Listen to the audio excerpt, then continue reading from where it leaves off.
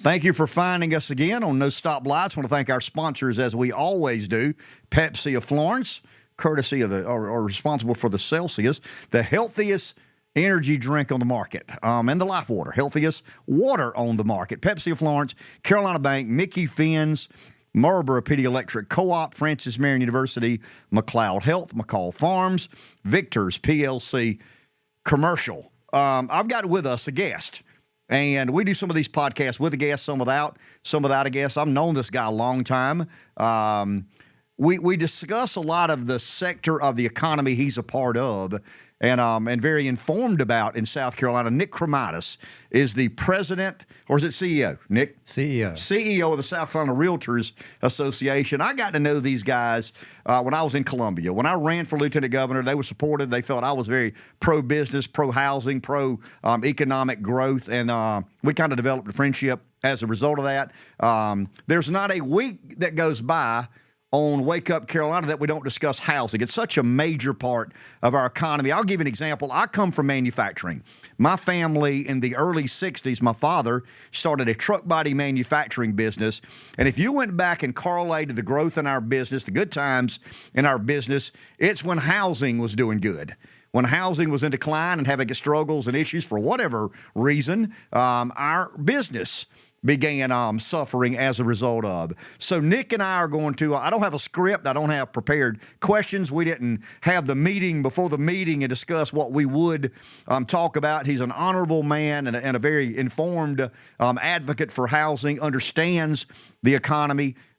Nick, before I ask you about some of the realities of housing, some of where we are in these cycles and I guess the cyclical activity of capitalism, how did Nick Kremydas end up president of the South Carolina Realtors Association?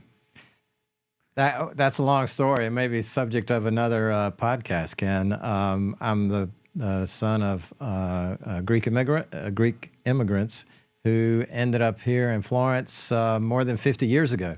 I've been in Florence almost my entire life. I'm 56. I've been here 55 years. And proud to be a resident of the Pee Dee, proud of my hometown, and glad to be on your program today. So you end up responsible for advocating on behalf of housing in South Carolina. Realtors in particular.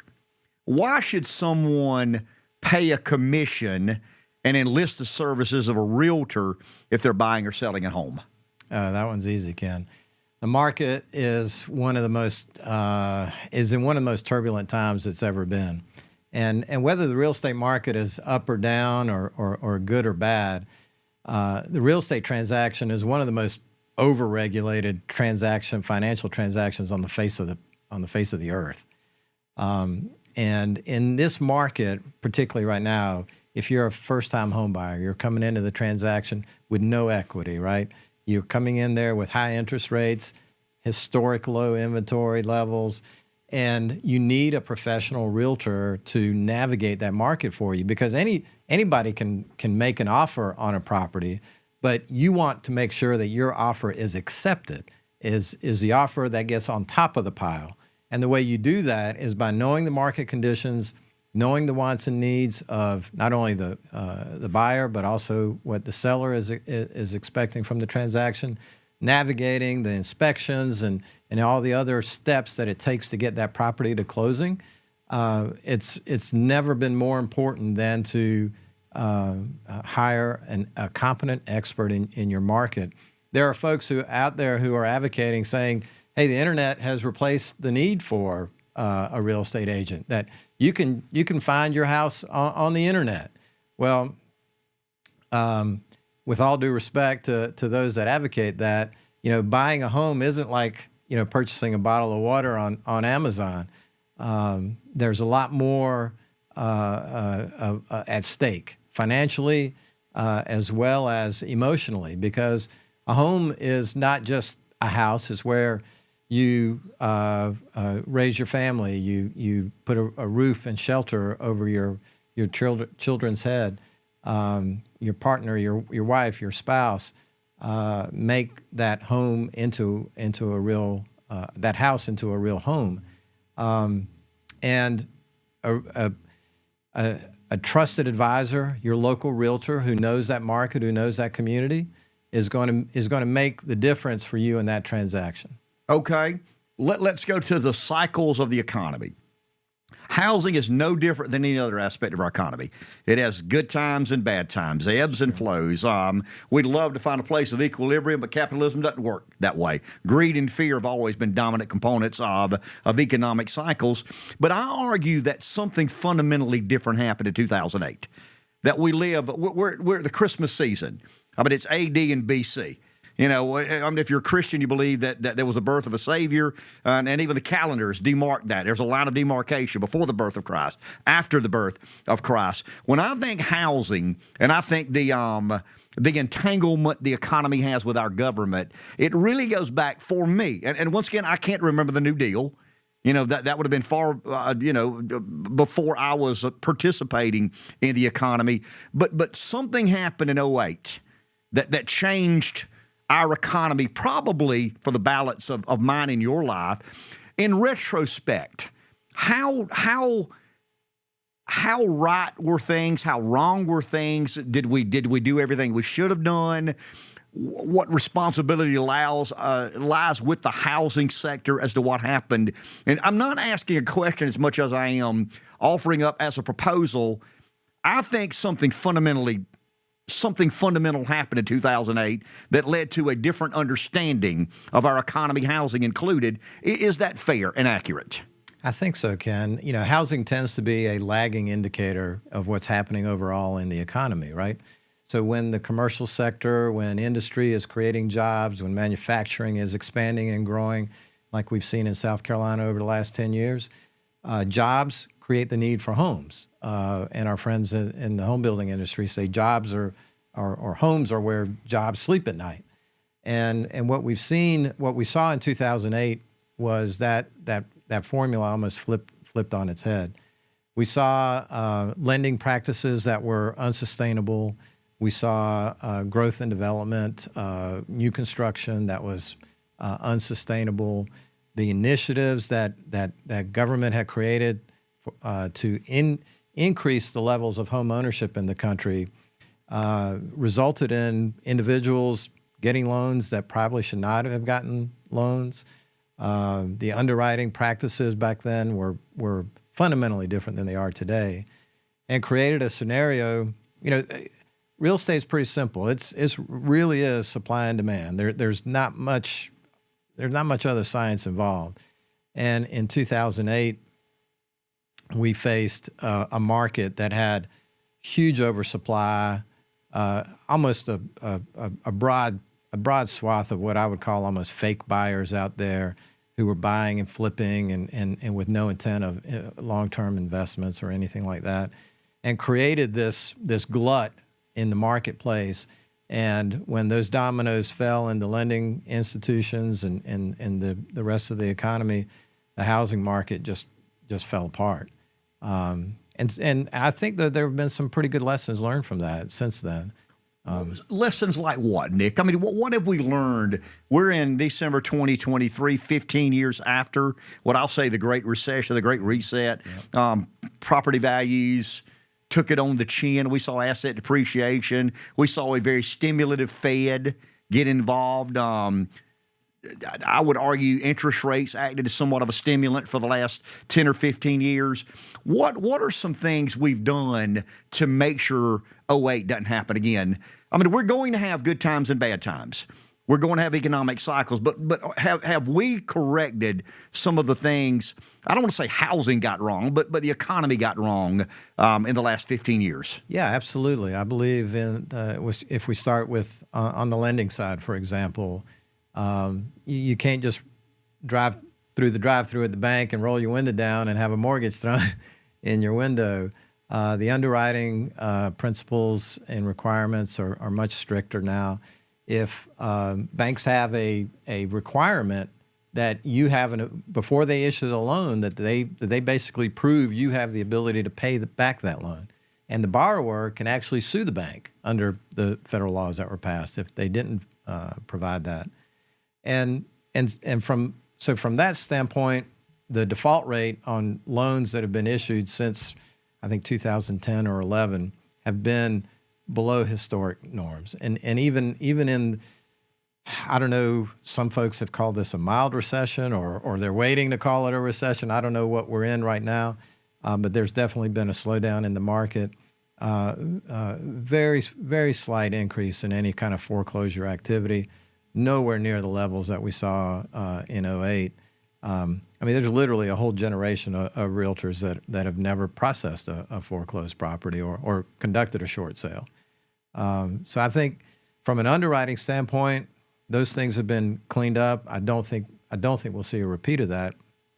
And the other contributing factor is that for the last 15 years, '08, that Great Recession wiped out half of the mom and pop home builders in the state. Half of the realtors dropped their membership in 2008. We went from 24,000 members in '06 to 12,500 members by '09.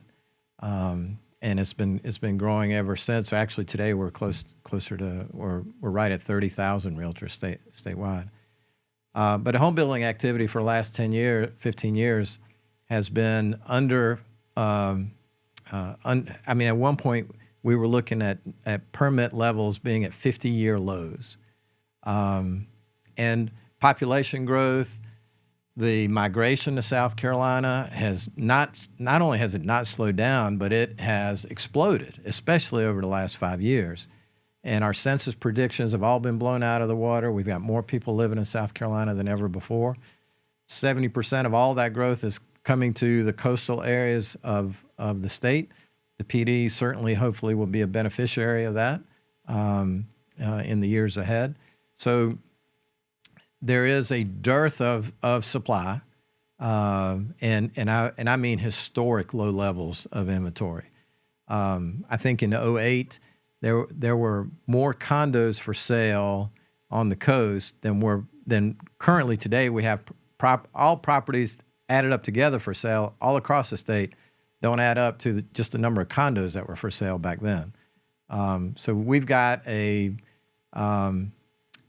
it's a good and bad problem. We're a very popular state, very low levels of inventory, and that demand is unfortunately increasing the value of the existing properties. We've seen a rapid cost of valuation there. And we can go into a lot of other things. I mean, let's go here for a second, because I don't disagree with you. I think you're exactly right. I don't care what part of the economy you decide to be a participant in. Supply and demand is the reality. I mean, it's as old as the economy has been around itself. But there's something that housing is dealing with, and we get the weeds here a bit, and that's affordability.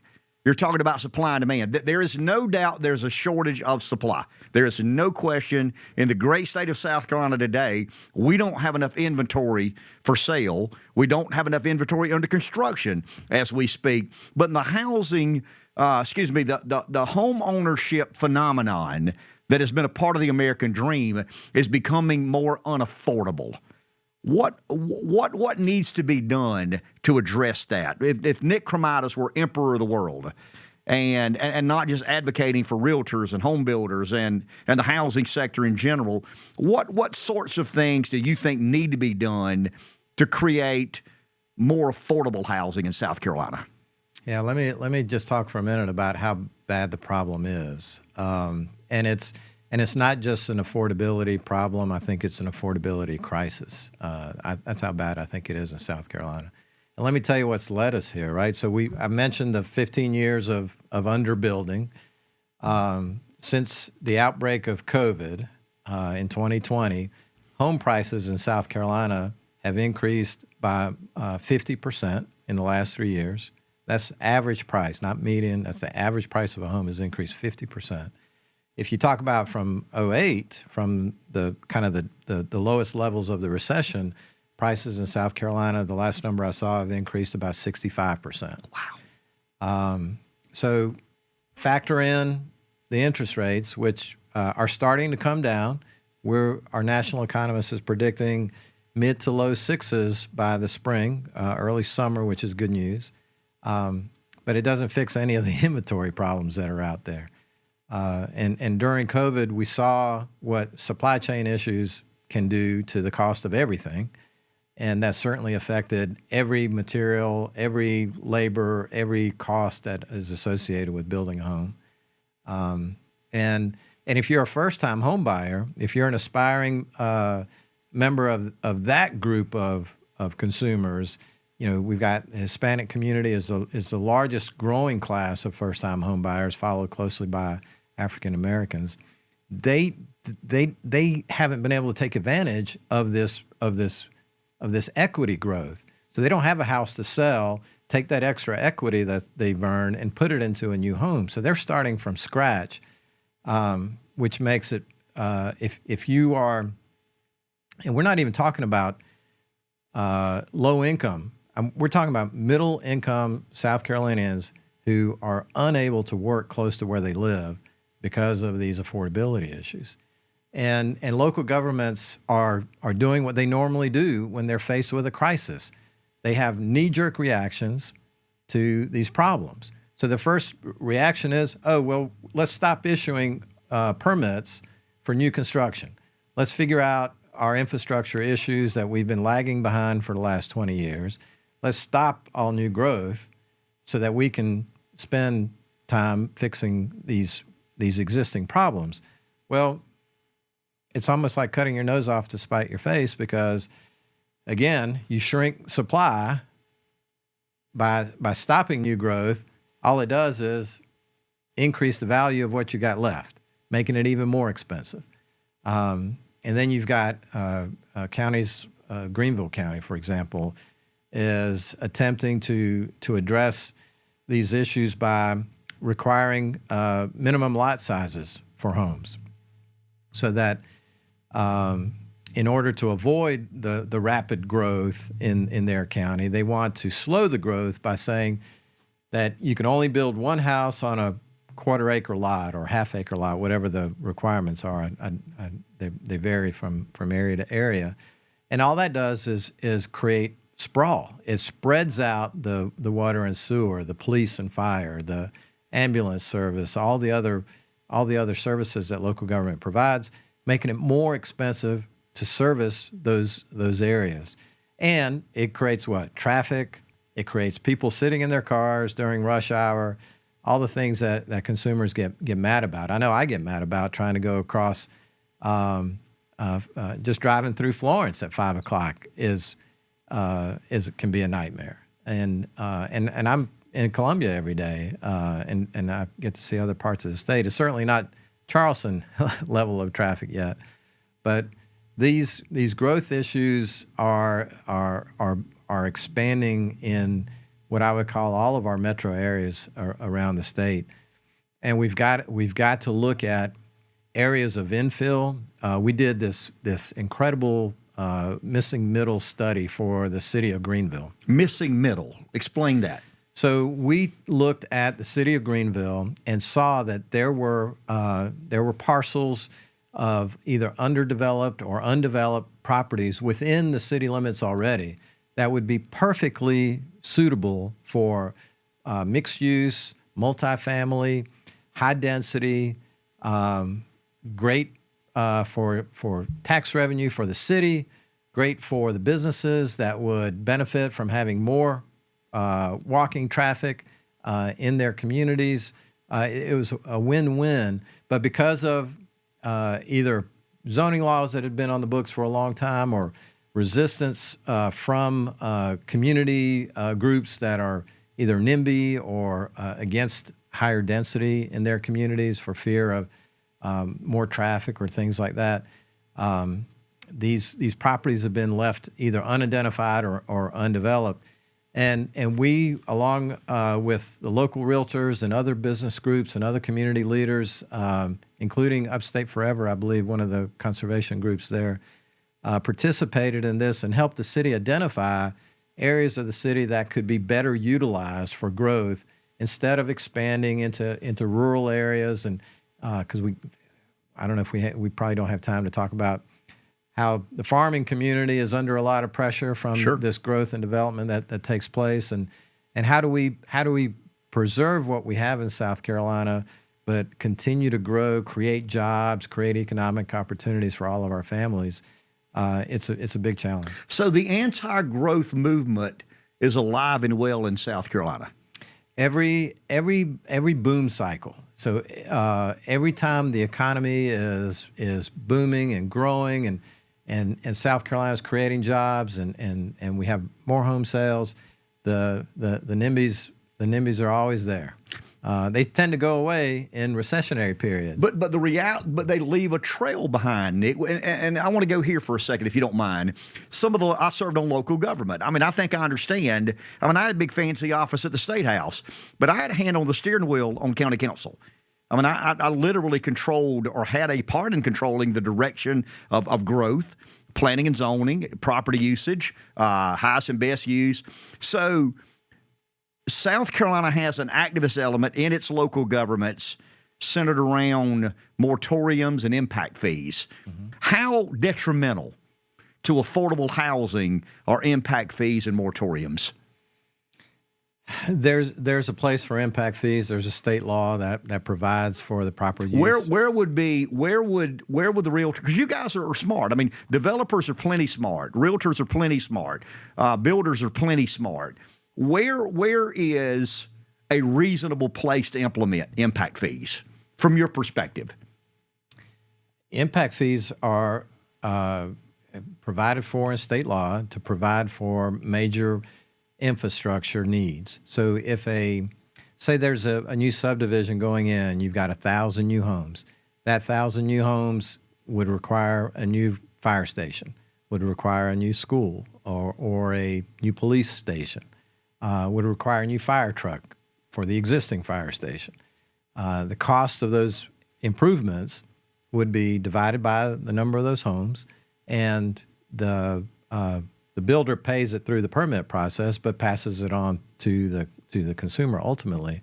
But there's a benefit there, there's a connection from the fee that the end user pays that benefits that community. Where local government goes off the reservation a little bit with impact fees is when they try to use the high growing areas to help pay for infrastructure needs in the slow growing areas. And that's a violation of the state law. And that's where they get off track with this. And so the community that is creating the need for the infrastructure improvements through their growth is the one who pays the impact fee. And there are many communities around the state that have reasonable impact fees. Mount Pleasant tends to be the one that we held out there as an example of the unreasonable fees. It's almost impossible for a startup mom and pop business to open a retail shop in the town of Mount Pleasant because these transportation impact fees can be six figures for 2,000 square foot office space or retail space.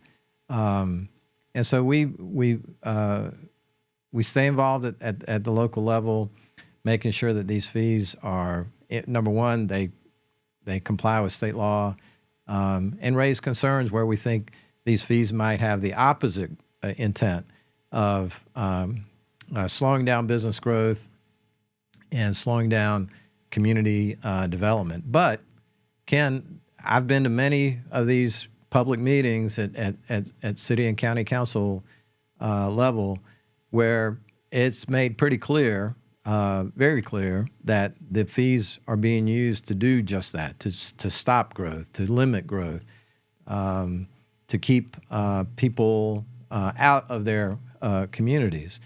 And I remember testimony at a Fort Mill in York County where they were talking about these impact fees. And at the time, the homes in Fort Mill were very expensive. $500,000, I think, was the median price there. And they were talking about an $18,000 impact fee. And with no regard to affordability, no regard to service industry or working class citizens who would need to live in that community, they basically said, well, if you can't afford it, then we don't want you here. And so in a sense, I'm concerned that a lot of these tactics to stop and slow growth are discriminatory on their face. You're gonna see a lot more challenges to these fees in the future because of that. You mentioned commercial property. Let's stay there for a second. Has the realtors and the builders and the commercial property owners in aggregate, have they given up on trying to do something about Act 388? I was in Columbia when 388 became the law of the land, and I understand some of the intricacies, and we could do 10 podcasts on 388, the goods, the bads, the uglies. Yeah. But it created, in my humble opinion, and you may disagree with me, a tremendous imbalance in the onerous property taxes toward commercial development and industrial property. You say what to that? Yeah, I didn't mean to laugh out loud when you said that. I didn't expect to laugh on your podcast.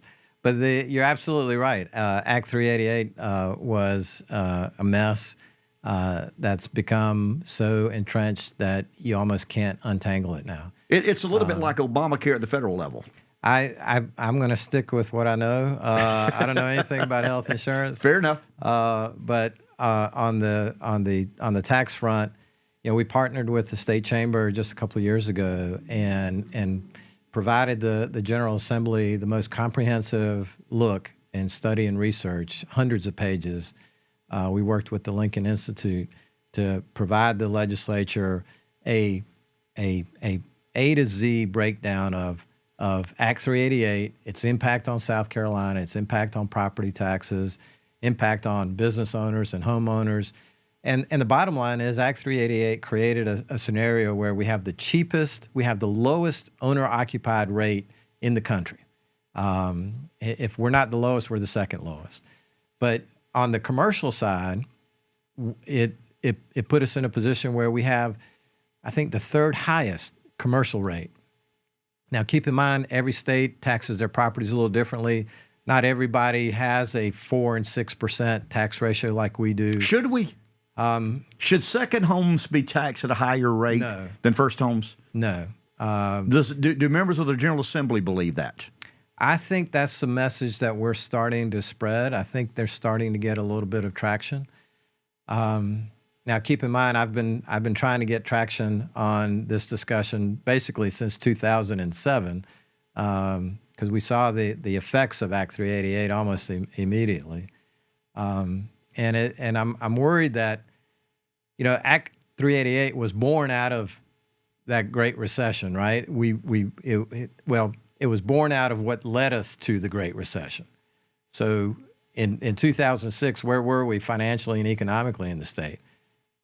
Real estate was booming. Prices were going through the roof. The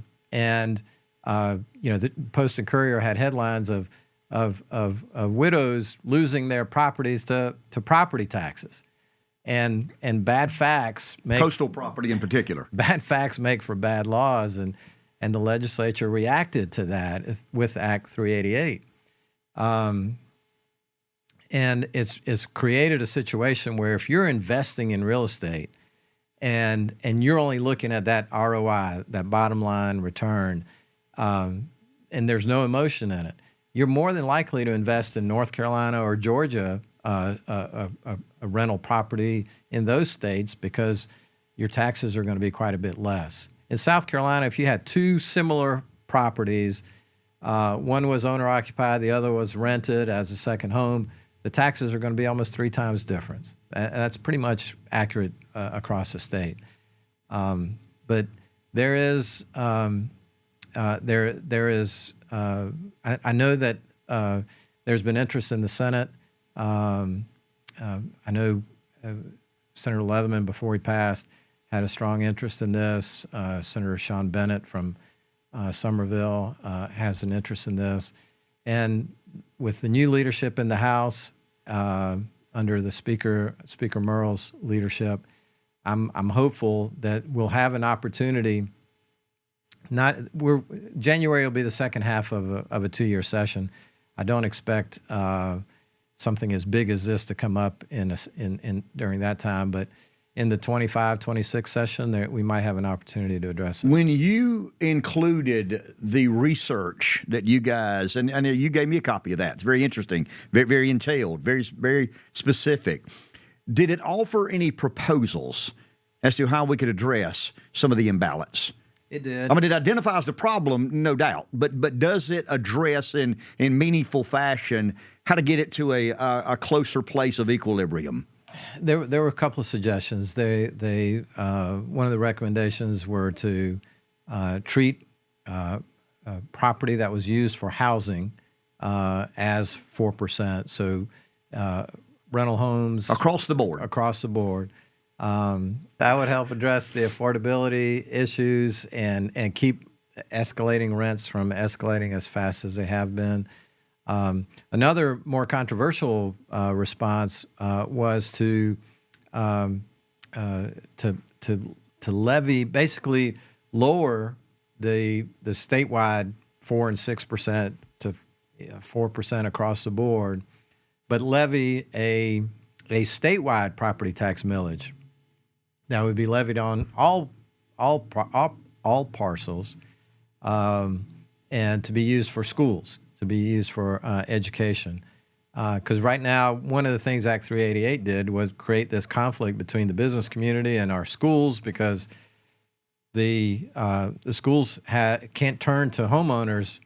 They can't put taxes on homeowners. They have to turn to 6% property, which has created even more of an imbalance there. So a statewide millage would help alleviate that pressure on business property, and might create some more balance there. You talk about imbalance. Let's stay there for a second. I've looked at the 2020 census. I've seen projections for the 2030. Nobody knows what the future holds, but it looks like some of the fast-growing areas are going to grow even faster. Some of the more rural areas in South Carolina probably, I mean, obviously not keeping up with some of the faster-growing areas. Long story short, I once upon a time presided over the Senate, and the Senate will, in the 2030 census, if things hold true to form, there will be about 80% of the members of the Senate from 20% of its counties. The Horry County growth, the Charleston County growth, the Beaufort County growth, the York County growth, the Greenville County growth, the Lexington County growth. Is that good for real estate when certain pockets in our state are growing at such a much faster rate than the state in balance? I don't know if it's good or bad. I know it'll be another statistic there that we have to look at. Is it something we should be concerned with? That's a good question, Ken. I guess in a perfect world, you would want all 46 counties growing at the exact same rate and with the same outlook. But not every county is the same, and whether it's interstate, whether it's manufacturer-based, whether it's schools or universities, there are factors that have determined. I don't want to say winners and losers, sure, but there are factors out there that have determined which counties are going to be growing faster than others. And I do think that our rural communities need to have a spotlight on them for not only for infrastructure needs and improvements, but not just the typical infrastructure improvements. Things like access to the internet that we found obviously is absolutely critical during COVID and during downturns. But there is, I think, a strong need to have strong rural communities. And I don't think, and I don't want this to be taken the wrong way, there's something unique about our rural South Carolina that maybe we don't want it to look like metro South Carolina, right? I think it's good to have the different balance there. And I like going out in the country and getting away from the city and enjoying those outdoor recreational activities that we have, which makes South Carolina so unique and so attractive to people that are moving here. One of the 5 fastest growing states in America a lot of in-migration. I spend some time on the coast. There can't be anybody left in Ohio and Michigan. I'm convinced of that. They're all moved to the Grand Strand or Charleston or Beaufort County, one or the other, up and down the Atlantic. Hilton Head. Hilton Head, the Atlantic coast. Let's stay there for a second. We talked about affordability a bit ago. Along with asset appreciation, along with the dramatic increases in the price of homes along the coast and in some of the other hot growth areas of South Carolina, there's ancillary costs. You got property taxes. We talked a little bit about that. I mean, obviously, when a home is assessed at a value and then assessed 30% higher, the taxes get much more expensive. The property insurance, the P&L, the casualty gets a lot more in it. How concerned are you that as homes increase in price, taxes, insurance makes that American dream of home ownership even less affordable? I think if you were to ask me the one thing that keeps me up at night right now about the future of South Carolina real estate, obviously you've heard me talk a little bit. I think the growth that we have here, the strong economic base that we have here, the things that our leadership has done to attract business and make South Carolina attractive to business has created a foundation for strong future growth. But some of the things that I worry about, and frankly, the one I worry about the most right now is property insurance. And that has nothing to do with valuation or price increases or anything like that. It's almost unrelated to those factors. The Surfside collapse of that condo building in Florida and subsequent hurricanes that went through Florida, the natural disasters that were in California over the last 5 years have resulted in a reshaping of the insurance market as these national companies have withdrawn from those states. Those same companies are withdrawing and stopping carrying insurance in South Carolina. In just the last year alone, we've seen the average coastal insurance policy increase by 25%. And they've promised us that we're going to see that again next year. And if you're in a condo, if you're in a multifamily regime type property, I have personally seen assessment letters going out to the condo owners saying, "Hey, we're going to have to issue a 600% assessment this year because of the insurance." Costs that we're seeing that are unavoidable. Are there any solutions? I mean, do the realtors or home builders or industry in general offer up any solutions? I've sat down with Michael Wise, who is now the director of the Department of Insurance for South Carolina. This is definitely on his radar screen. You know, the number one way to reduce the cost of insurance is to have more carriers writing insurance, have more competition in the space. In the last few years, we've seen carriers leaving that space, which is not good for the cost of insurance. I can tell you Director Wise and his team are actively recruiting carriers to South Carolina. When you see the data, when you see the from natural disasters and hurricanes, knock on wood, South Carolina has been relatively safe compared to some of these other coastal states. And I'm hopeful that we're going to see some turnaround in that, Ken, but it's not going to be something that happens overnight. Let's conclude with this, because I don't think there's a good answer here, and I like to conclude with questions and commentary that there really aren't any good answers. We'll stew on this as we go home and go about our business. Builders and developers and real estate agents and the business in general will include a lot of very smart people. I mean, there's no doubt about it.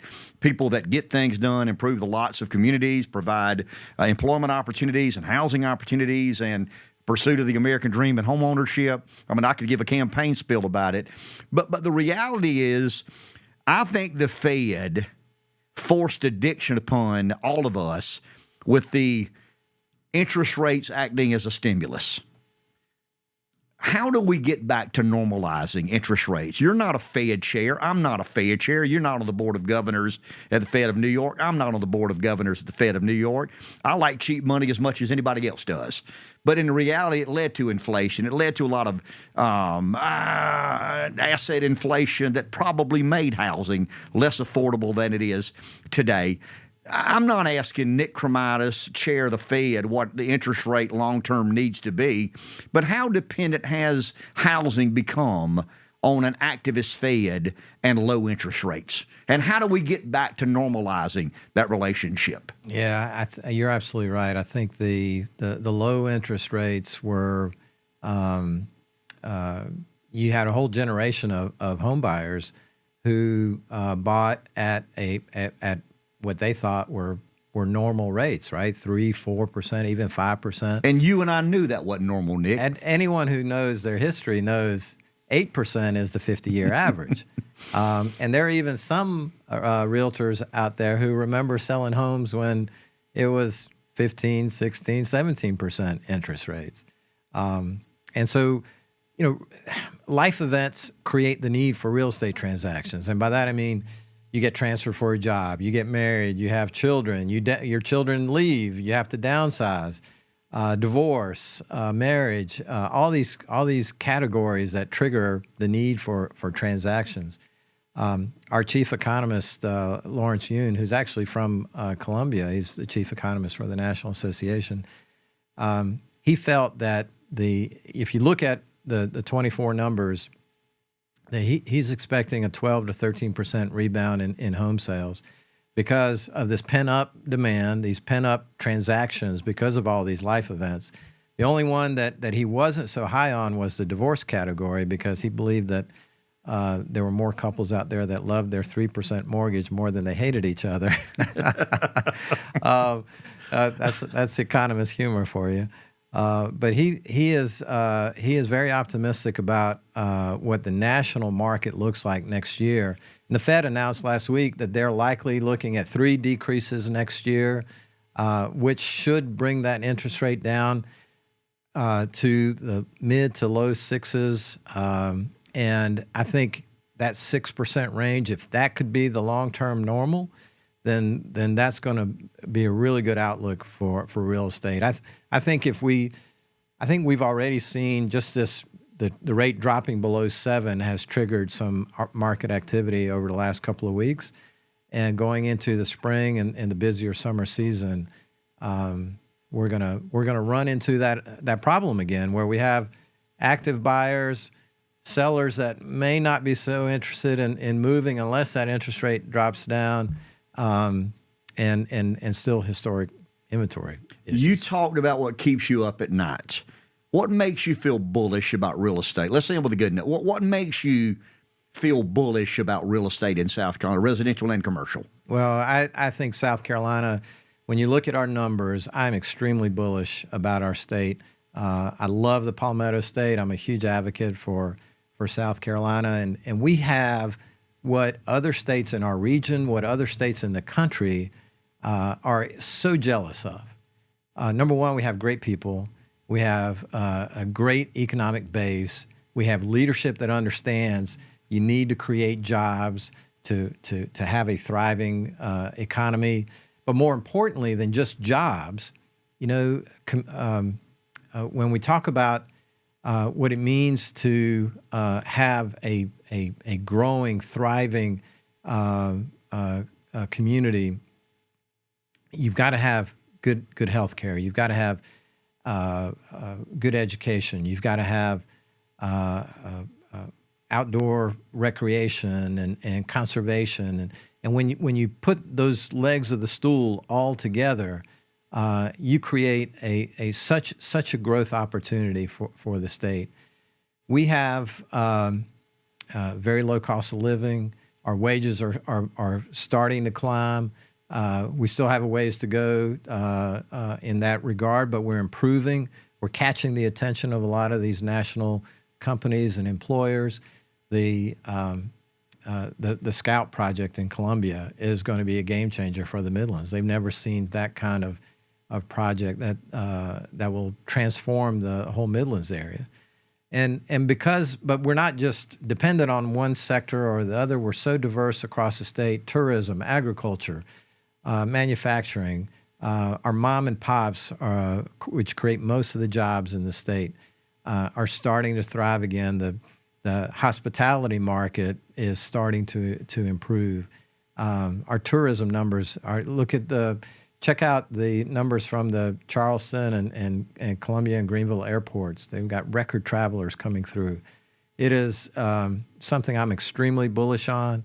I think South Carolina, as long as we can kind of keep government at bay a little bit and make them part of the solution instead of part of the problem, and barring any other national bad news, South Carolina is poised, I think, to knock it out of the park. And you think the government, I know you got to be careful here because you interact with those guys a lot, and they all have their own set of beliefs, and obviously some have agendas.